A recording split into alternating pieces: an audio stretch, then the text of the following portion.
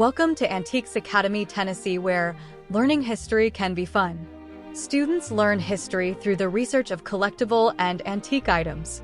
Today's mystery antique is an 8-piece set of flatware simply hallmarked and Hayden on the back. Each item also bears the monogram GAT, representing the name of a past owner. If you saw this set of silverware on a shelf in an antique store or estate sale, would it pique your curiosity? Would you be able to recognize it for what it is, or might you pass it by? Going to an antique mall can be fun. It is like going to a museum, except you can touch the items and you can buy them. Examine each item for a moment and ask yourself some questions. Yes, it is worn, but is the wear a sign of age or abuse? Is it real silver or silver plate? How old is it? Does it have hallmarks? Is it valuable, and how is value assigned? Note the heft and design of the piece. All pieces have the same pattern or design, the same owner's monogram, and the same hallmarks, so they probably started life together. Note the type of script for the monogram. Different script styles were used during different periods of time.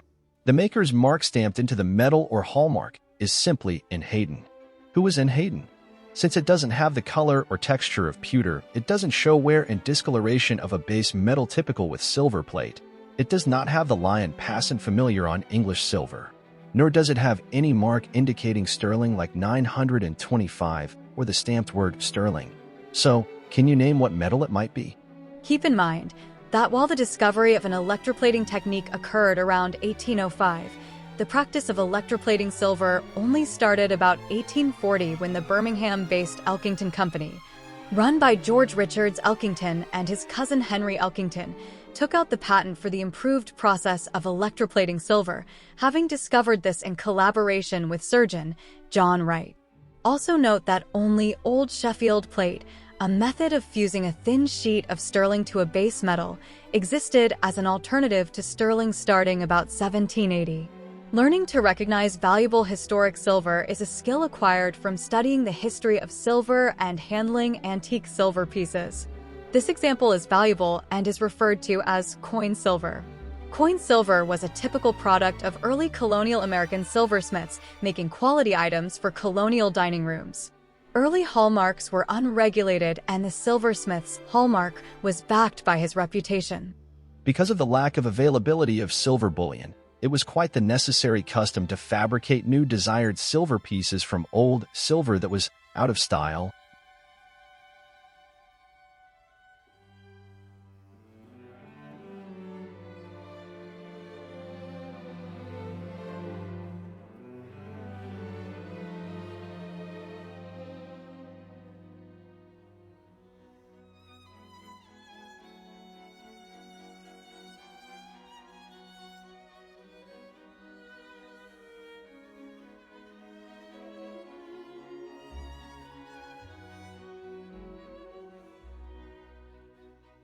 Worn or damaged, and often silver coins were added to the melting pot. The coins could be from anywhere in the world and may have been from the 18th century or perhaps even older. Unfortunately, a lot of ancient historical silver items and old coins were sacrificed to this practice. Thus, we may never know the history of these silver items and the artisans that made them. Many of these lost items would be very valuable today because of their historical content and who might have made them. Fortunately, resources available to us tell us that the hallmark in Hayden denotes that this coin silver has the distinct advantage of also being rare because it is Southern-made coin silver.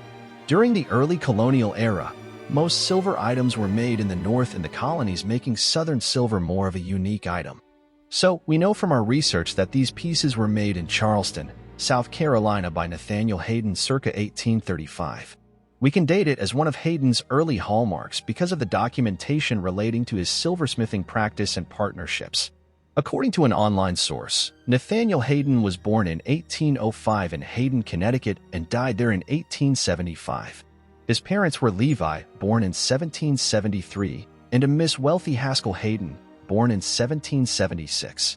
He was the eldest son of Levi Hayden and would lead two of his brothers into the silversmith trade. The Hayden family founded Hayden, Connecticut, and their ancestor, Captain Nathaniel Hayden, fought in the Revolutionary War with George Washington. Captain Hayden built the ancestral home in 1763 at 128 Hayden Station Road in Windsor, Connecticut. The following is an excerpt from a family genealogy prepared by Jabez Haskell Hayden in the 1850s and found online in Apple Books. The article is titled, Records of the Connecticut Line of the Hayden Family. Before he was 15, a severe fit of sickness left him unable to endure farm work, and it became necessary to utilize his abilities in some other field. After some time spent in study and 3 years in a country store, he accepted the offer of a clerkship at Charleston, S.C. He was then about 19 years of age and remained there about 20 years. By close application and persistent energy, he by degrees gained a position at the head of the house, the establishment becoming known as Hayden's Store, the handsomest one in the United States for jewelry and military goods. This agrees to online silver historical records that show the chronology of Nathaniel Hayden's work as a silversmith. The records show that Nathaniel Hayden was apprenticed about 1824 at age 19 to John Ayland in Charleston, South Carolina. Becoming an apprentice was a common method for young persons to learn a trade in the 19th century and before. The record shows that after 8 years of apprenticeship, in 1832, he became a partner in business with John Ayland, and their hallmark was Ayland and Hayden. This, of course, is not our hallmark on our silver pieces. This partnership ceased in 1835 when Hayden became an independent silversmith and jeweler in Charleston, South Carolina, which lasted until 1838. His hallmark during this time was in Hayden, thus we can date this set of silver to 1835 to 1838, the brief period of time when Hayden was an independent Southern silversmith. During this time, he married Theodosia Pierpoint Walter, born in 1817. They had one child, Nathaniel Hayden, and unfortunately, Theodosia died in 1838. It was during this year, 1838, that Nathaniel Hayden entered into a partnership with William Gregg, which lasted to 1843. Beginning sometime in 1838, Hayden's new silver hallmark was Hayden and Gregg with a shop at 232 King Street. Nathaniel left the Gregg partnership in 1846, the date his brothers, Hezekiah Sidney Hayden and Augustus Henry Hayden, began working with Gregg. Their hallmark would be Gregg, Hayden and Company, and the shop is still at 232 King Street. The hallmark Hayden Bureau and CO began. From 1846 to 1850, he worked with William Gale in New York City. Their hallmark was Gale and Hayden at 116 Fulton Street, New York City. Note that there were a few variations of this hallmark.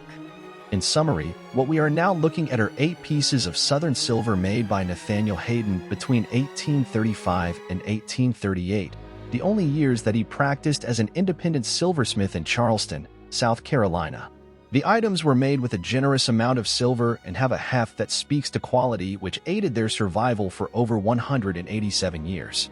They luckily escaped the hazards of the Civil War era when many valuable items were melted down or otherwise lost. They do show signs of being in use with wear to the dinner fork tine tips. These surviving pieces of flatware may have belonged to a larger set owned by the family whose monogram was GAT.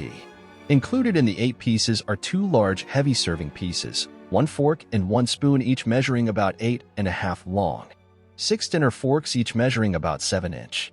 The total. Please let me know your comments in the space below, especially if you have more information about Hayden silver or if you have an item that you need help investigating. As an antiques detective and treasure hunter, we can't keep everything. See the link below and follow us on eBay.